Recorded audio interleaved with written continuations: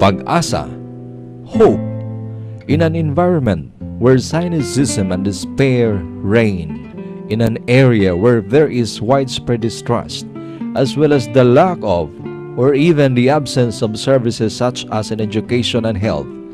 It is important that we strive to bring hope to our brothers in need. Hope provides that window of change that could bring forth a smile and a sunnier disposition that will provide willful cooperation to achieve our elusive dream of peace and prosperity. It is therefore fitting that our brigade's motto is PAG-ASA, for this motto has become not just a byword, but an inspiration and a challenge to our troops. You are a PAG-ASA trooper. You are the hope of the people in the community.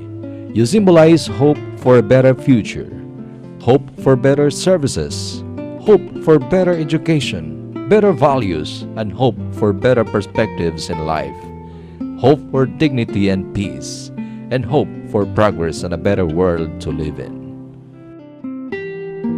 Even as efforts are being done to internalize all this, we have initiated efforts to sell our brand of hope.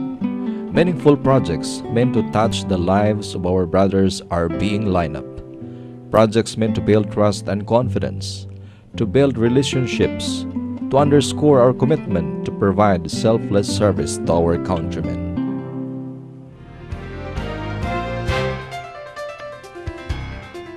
After our successful participation in the Brigada Eskwela program last summer in Pantukan, your PAG-ASA Brigade launched a PAG-ASA sa Eskwela program, where the brigade tied up with well-meaning individuals and civic organizations in order to adopt schools in the hinterlands.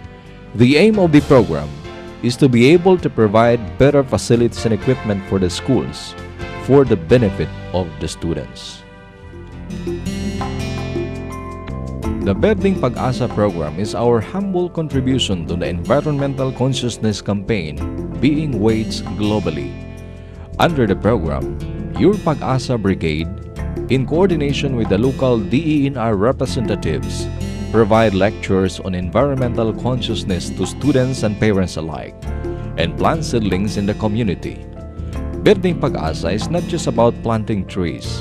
It is meant to educate and enlist more and more groups to join in the global environmental consciousness campaign. Magtanim ng PAG-ASA was recently launched to support the local government effort against malnutrition and the lack of food security in the hinterlands.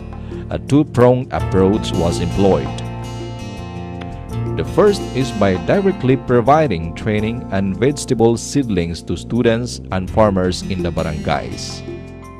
The second is the conduct of more extensive seminars for local constituents in the University of Southern Mindanao.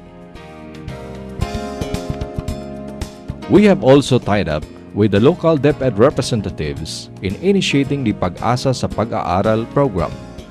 This program aims to address the lack of educational opportunities for our out-of-school youth. Aside from DepEd's alternative learning system, the program will integrate livelihood training for women folk, sports training such as boxing for men, and on top of that, value formation to ensure moral and spiritual upliftment as well.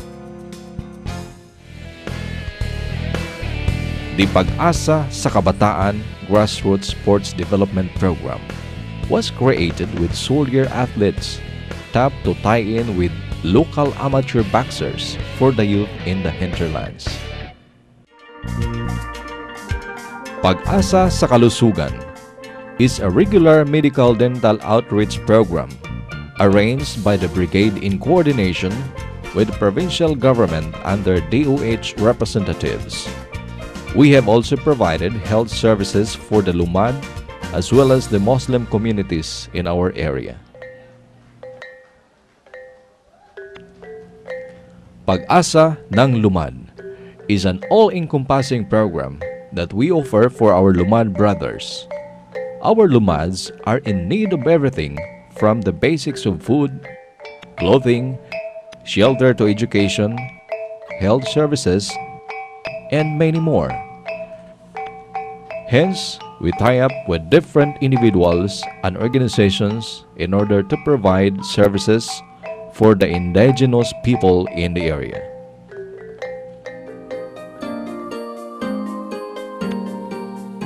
Ngiti ng Pag-asa was conceptualized with the help of well-meaning doctor friends in Davao.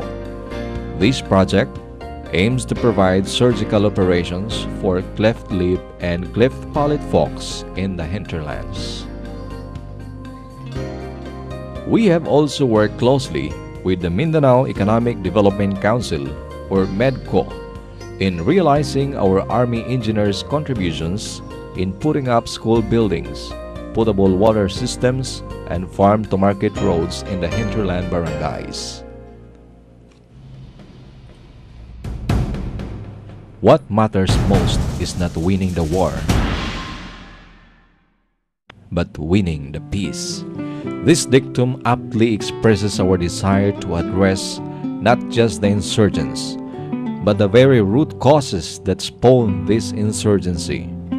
In line with the President's call for an all-out war against insurgency, the PAG-ASA Brigade has responded with attainable programs and a similar call to all stakeholders for a concerted approach to the campaign.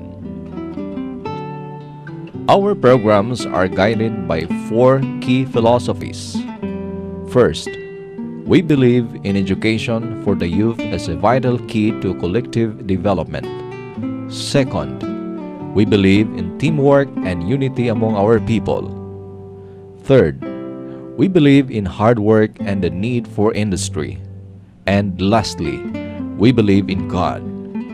These are the guiding principles that lead us in our quest for peace and progress for the region.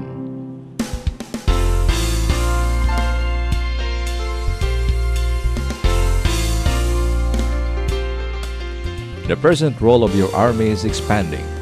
Its functions now include community service and nation building. Your PAG-ASA Brigade strives to provide that and more. Hence, PAG-ASA has become not just an inspiration and a challenge to us. It gives us our direction. Your PAG-ASA troopers shall always be professional, anticipative, God-fearing, articulate, service-oriented, and still remain aggressive.